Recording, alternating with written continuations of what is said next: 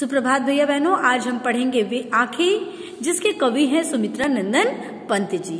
सुमित्रा नंदन पंत जी जो हैं वो शीर्षक कविता वे आंखें के जरिए हम तक कौन से संदेश को क्या करना चाहते हैं, पहुंचाना चाहते हैं। क्योंकि साहित्य जो है वो क्या है, समाज का दर्पण है। समाज की जो दुराव्यवस्था है, जो समाज की स्थितियां हैं, समाज में फैली जो कुरीतियां हैं, उसको साहित्यकार, उसको लेखक जो है वो क्या करते हैं, लिपिबद्ध करते हैं और साहित्य के जरिए वो हम तक पहुंचाने का प्रयास करते हैं। तो यहाँ पर सुमित्रा नंदन पंत जी जो हैं वे आंखें शीर्षक कविता के जरिए किसान की जो दुर्व्यवस्था है उसको हमारे सामने क्या करते हैं, उपस्थित करने का प्रयास करते हैं। सबसे पहले हम सुमित्रा नंदन पंत जी के जीवन परिचय की ओर आगे बढ़ते हैं। सुमित्रा नंदन पंत जी जो हैं उनके बचपन का नाम क्या था, गोसाई दत्त। किसका नाम था, गोसाई दत्त। सुमित्रा नंदन पंत जी के बचपन का नाम था, ठीक है। उनका जो जन्म था वो 1900 ईस्वी में उत्तरांचल के अल्मोड़ा जनपद के कौसानी कस्बे में हुआ था। उनके पिता का नाम गंगादत्त था और माँ का नाम सरस्वती देवी था। कहा जाता है कि जन्म के कुछ घंटे के बाद ही माँ के स्नेह से वंचित हो गए। कौन, सुमित्रा नंदन पंत जी। यानी बचपन में ही उनकी माँ का, यानी जब वो जन्म लिए तो कुछ घंटों के बाद ही उनकी माँ का क्या हो गया था, देहांत हो गया था। इनके ऊपर कार्ल मार्क्स, महात्मा गांधी, महर्षि अरविंद, रविन्द्रनाथ टैगोर जैसे लोगों का काफी प्रभाव पड़ा। किस पर, पंत जी पर, है ना। और इतना ही नहीं, साहित्यिक विशेषताओं के लिए इनको साहित्यिक अकादमी पुरस्कार से भी सम्मानित किया गया है। किसको, सुमित्रा नंदन पंत जी को भारत सरकार ने इन्हें पद्म विभूषण उपाधि से क्या किया है, सम्मानित किया है। यदि हम इनकी रचनाओं की बात करते हैं तो बहुत सारे इनके काव्य हैं, इनकी रचनाएं हैं। काव्य में वीणा है, ग्रंथि है, पल्लव है, युगांत है, सतकाम है, बहुत सारे काव्य हैं, ठीक है। और यदि हम नाटक की बात करते हैं तो रजत है, रश्मि है, ज्योत्सना है। एक उन्होंने उपन्यास भी लिखा जिसका नाम है हार। बहुत सारी कहानियां भी इन्होंने लिखी। यदि हम पंत जी की काव्यगत विशेषताओं की बात करते हैं तो पंत जी जो थे प्रकृति प्रेमी थे। उन्होंने प्रकृति का बहुत ही सुंदर क्या किया है, वर्णन किया है ना। उन्होंने अपने रचनाओं में प्रकृति का जो है एक बहुत सुंदर दृश्य, एक मनोहारी वर्णन प्रस्तुत करते हुए कहा है कि वो जो प्रकृति है वो क्या है, बहुत ही क्या, बहुत सुंदर है। और प्रेम रूपण का, रहस्यानुभूति का, शोषितों के प्रति जो सहानुभूति है, शोषकों के प्रति जो घृणा का भाव है, उनकी रचनाओं में जो है उभर कर सामने आई है। किसकी, सुमित्रा नंदन पंत की रचनाओं में। यदि हम उनके शब्द भाषा शैली की बात करें तो खड़ी बोली का उन्होंने काफी प्रयोग किया है। अब हम देखते हैं कि सुमित्रा नंदन पंत जी जो हैं वे आंखें शीर्षक कविता के जरिए किसानों की कौन सी दुराव्यवस्था की, उनकी कौन सी दुर्दशा की बात करते हैं।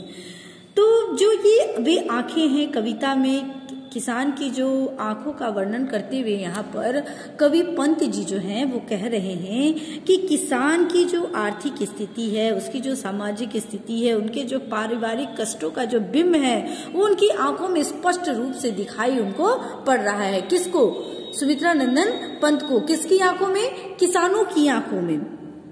उसकी जो गरीबी है, उसकी जो निराशा है, किसकी, किसानों की जो गरीबी है, किसानों की जो निराशा है ना, उसको वो जो है उनके आंखों का जो सूनापन है वो अंधकार के रूप में पंत जी को क्या हो रहा है, दिखाई पड़ रहा है। वो क्या कहते हैं, बहुत भयभीत है उनकी आंखों से, क्योंकि उनकी आंखों में क्या है, घोर निराशा ही निराशा दिखाई पड़ रही है। किसको, सुमित्रा नंदन पंत जी को। वो बता रहे हैं कि उनकी आंखों में दीनता का जो अंधकार है वो भरा हुआ है। उसकी आंखों में समस्त पीड़ाएं जो है वो क्या हो रही है, झांक रही है, यानी दिखाई पड़ रही है। युग युग से वो क्या कर रहे हैं, वेदनाओं को भोगने वाले हैं। कौन? किसान। वो कष्टों को सहन करने वाले हैं और ये सारे कष्ट जो है उनकी आंखों को क्या बना रहा है, बहुत भयानक बना रहा है। और ये सारे बिंब जो है स्पष्ट रूप से कौन देख पा रहे हैं, सुमित्रा नंदन पंत जी उसको, कवि जो है उसको देख पा रहे हैं। उन्होंने बताया है कि महाजन जो हैं वो किसानों के साथ क्या किए हैं, बड़ी निर्ममता का व्यवहार किए हैं, बड़े शोषण का व्यवहार किए हैं। परिस्थितियों ने उन्हें क्या किए हैं, उनको बहुत तोड़ा है। यहाँ तक कि सिर्फ किसान ही इससे प्रभावित नहीं हुए बल्कि उसका पूरा का पूरा परिवार जो है वो क्या हुआ है, प्रभावित हुआ है। उनकी आंखों में अब कोई आशा के बिंदु नहीं है। किसकी आंखों में, किसानों की आंखों में। ये बहुत सारी बातें जो हैं वो बताने का यहाँ पर क्या कर रहे हैं, प्रयास कर रहे हैं। और अब कहते हैं, देखिए क्या कह रहे हैं कि अंधकार की गुहा सरीखी उन आंखों में डरता है मन, भरा दूर तक उनमें दारुण दैन्य दुख का नीरव रोदन। बहुत ही सुंदर यहाँ प्रसंग उन्होंने प्रस्तुत किया है और बिल्कुल हृदय को दहलाने वाला, किसानों की स्थिति को दिखाने वाला। और क्या बता रहे हैं कि भारतीय किसान जो हैं उनकी आंखों में एक अंधेरी गुफा के समान ये आंखें जो हैं क्या लग रही है, बहुत भयानक लग रही है। मतलब दारुण मतलब क्या होता है, भयानक, है ना। भरा दूर उनमें दारुण दैन दुख का नीरव रोदन। यहाँ रोदन का मतलब क्या हुआ, रोने वाला, ठीक है। नीरव मतलब क्या हुआ, मौन, जो क्या है आवाज नहीं करता, बिना आवाज किए उसकी जो वेदना है वो स्पष्ट रूप से क्या हो रही है, दिखाई पड़ रही है। स्वतंत्रता के पूर्व जो है भारतीय किसान की जो दयनीय स्थिति है उसका यहाँ पर बहुत मार्मिक चित्रण खींचा गया है। और वो बता रहे हैं कि जिस प्रकार अंधेरी गुफा के भीतर झांकने में क्या लगता है, बहुत भय लगता है, बहुत डर लगता है, उसी प्रकार किसान की इस शून्य आंखों को देखने में भी क्या लगता है, बहुत डर लगता है। क्यों डर लगता है, क्योंकि उसकी आंखों में क्या है, निराशा ही निराशा है। उनकी आंखों में क्या है, शोषण है। ये शोषण कौन करते हैं, ये पूंजीपति वर्ग। उनकी आंखों में क्या है, पीड़ा है। उनकी आंखों में क्या है, रुदन है। और इन सब के अलावा उनकी आंखों में और कुछ भी नहीं है। तो ये कहते हैं कि ये उनके आंखें जो हैं उनको देखने में भी, उसके अंदर झांकने में भी क्या लगता है, बहुत भय लगता है। समझ में आ रही बात। उनकी आंखों में जो भयानक गरीबी का दुख है उनको वो क्या करते हैं, चुपचाप सहते हैं। कौन, किसान, है ना। किसान इनकी आंखों का जो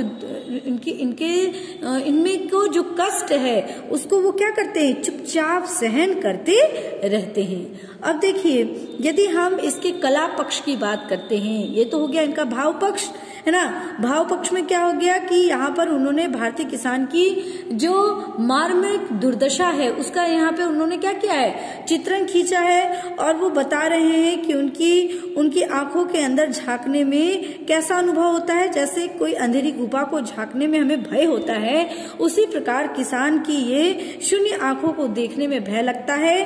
क्यों लगता है, क्योंकि उनकी आंखों में केवल निराशा ही निराशा है, उनकी आंखों में केवल शोषण है, उनकी आंखों में केवल पीड़ा है और इसलिए उनको क्या होता है, इससे भय लगता है। ठीक है।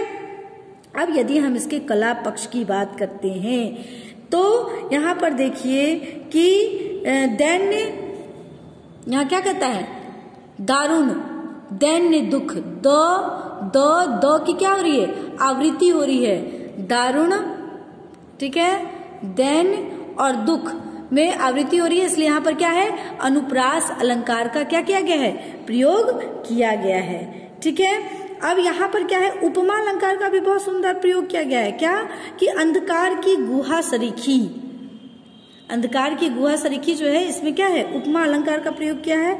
जैसे अंधेरी गुफा के भीतर झांकने में भय लगता है, उसी प्रकार क्या भय लग रहा है, किसान की आंखों में भी झांकने में क्या लगता है, भय लगता है, उसी के समान। इसलिए यहाँ पर क्या गया है, उपमा अलंकार का प्रयोग किया गया है। अब देखिए कहता है वह स्वाधीन किसान रहा, अभिमान भरा आंखों में इसका, छोड़ उसे मझधार आज संसार कगार सदृश भा किसका। अब आगे क्या कहते हैं, ये जो यहाँ पर प्रस्तुत पद्यांश है इसमें वो बता रहे हैं कि भारतीय किसान जो थे कभी क्या थे, स्वाधीन भी थे, स्वावलंबी भी थे। उसके पास अपना कहने को क्या था, खेत था। उसकी आंखों में स्वाभिमान था, चमक थी। तब समाज में उसकी अपनी क्या थी, एक मान मर्यादा थी। लेकिन आज क्या हो गया है, ये सारे स्वाभिमान जो हैं उन्हें छोड़कर क्या हो गए हैं, विलीन हो गए हैं, है ना। जैसे कोई रेतीला किनारा यदि नदी के प्रवाह में बह जाता है, ठीक उसी प्रकार जीवन बिल्कुल आज क्या हो गया, स्वाभिमान शून्य हो गया है। वे यहाँ पर बताने का क्या कर रहे हैं, प्रयास कर रहे हैं। क्यों, क्योंकि अब उनको क्या कर दिया गया है, बेदखल कर दिया गया है। पहले वो क्या थे, उनके पास सारी धन संपदा थी, कहने को अपने खेत थे, परंतु आज जो है पूंजीपति वर्गों के द्वारा उनसे सब कुछ क्या कर लिया गया है, छीन लिया गया है। और आज जो उनकी स्थिति है वह क्या है, बहुत दयनीय है। क्यों दयनीय है, क्योंकि अपने गाय बैल जिसको वो अपना कहते थे, जिस पर वो अपना स्वाभिमान व्यक्त करते थे, वो क्या हो गया है, आज वो बिल्कुल पूरी तरह से टूट गए हैं, वो कर्ज में डूब गए हैं। खेत गाय आदि से वो क्या कर दिए गए हैं, बेदखल कर दिए गए हैं, इसलिए वो बिल्कुल स्वाभिमान शून्य हो गए हैं। स्पष्ट है। अब यहाँ पर देखिए क्या कहता है कि यहाँ यदि हम कला पक्ष की ओर बात करते हैं तो कला पक्ष में हम लोग देखेंगे कि कगार सदृश्य, यहाँ देखिए कगार सदृश्य यानी के समान, यहाँ क्या है, उपमा अलंकार का क्या किया गया है, प्रयोग किया गया है। अनुप्रास की छटा भी यहाँ पर दिखाई पड़ती है। ठीक है, तो इस प्रकार हम देखते हैं कि किस प्रकार से सुमित्रा नंदन पंत जी ने हमारे जो किसान हैं उनकी दुर्दशा को, उनका जो मार्मिक चित्र जो है उसको किस प्रकार से उन्होंने अंकन यहाँ पर किया है। आगे हम पढ़ेंगे, कल आगे की और वीडियो की ओर हम आगे बढ़ेंगे। आज के लिए इतना ही, धन्यवाद।